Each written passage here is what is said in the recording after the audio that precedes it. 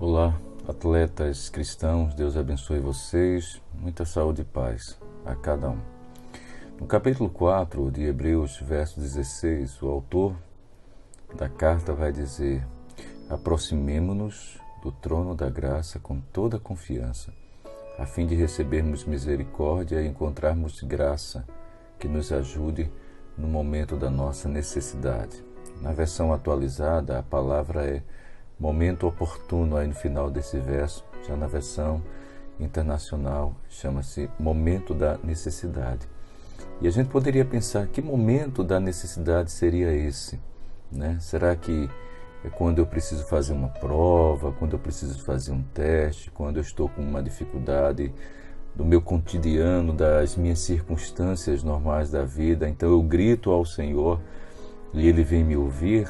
Talvez não seja isso que o autor aos Hebreus esteja pensando.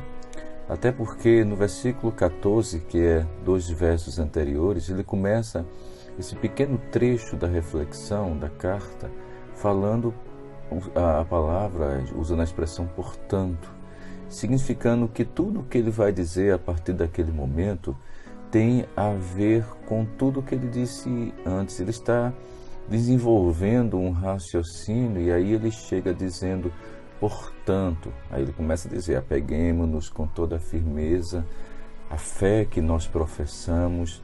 Ele vai dizer: aproximemo-nos ao trono da graça.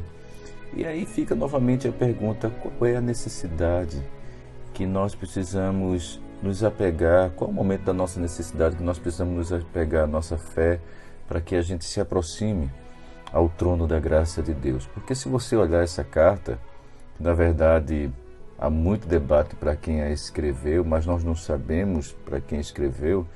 Inclusive um dos pais da igreja, chamado Orígenes, foi dizer no terceiro século que só Deus sabe quem escreveu essa carta. É uma carta que não foi, aliás, escrita para uma igreja específica, ela não foi escrita para uma localidade específica, mas ela foi escrita para judeus convertidos, como alguns chamam judeus messiânicos. E o capítulo 1, por exemplo, dessa carta, o autor está muito preocupado em trazer a primazia à pessoa de Jesus sobre os anjos dos céus. E ele desenvolve exatamente esse pensamento que Jesus está acima de todas as coisas, inclusive Jesus está acima de Moisés. E aí ele começa a fazer uma comparação entre a jornada do povo de Israel, que sai do Egito em direção à terra prometida, a terra de Canaã, mas que naquele momento da história eles ficaram peregrinando no deserto durante 40 anos, passaram dificuldades, e toda uma geração que sai do Egito, ela morre ali no deserto, e apenas chega lá Josué e Caleb, como a história nos fala. E o autor está dizendo exatamente o seguinte: olha, talvez muitos de vocês que estejam vivendo agora e lendo essa carta possam vivenciar as mesmas tentações que o povo ou os descendentes, os antecedentes de vocês, ao qual vocês são descendentes, viveram as mesmas tentações de duvidar de Deus, a mesma tentação de não dar crédito a Deus, a mesma tentação de começar a fugir da vontade de Deus, fazer a sua própria vontade, se deixar tomar pelos seus próprios desejos, não querer mais sacrificar a própria vida em razão daquele que o salvou. E aí muitas das pessoas vão colocando Deus sobre júdice, e essa não parece ser uma boa ideia. E é exatamente que é nesse momento da tentação que o capítulo 2 de Hebreus vai nos dizer, é que a gente pode começar, e o capítulo 3 vai dizer para a gente endurecer o nosso coração, como no dia da rebelião, durante o tempo da provação no deserto.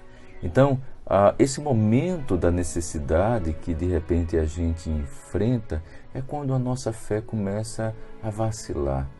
E esse é um grande risco que a gente corre de perder a fé, de nos tornarmos incrédulos, desobedientes, rebeldes, e darmos as costas para Deus. E é possível sim que nas circunstâncias da vida, principalmente quando a gente alimenta perspectivas erradas sobre Deus, a gente possa então vivenciar angústias e dores colocar Deus em segundo plano. Ele está dizendo, olha, sustenta a tua fé. Nesses momentos de dificuldade, se achega ao trono da graça de Deus.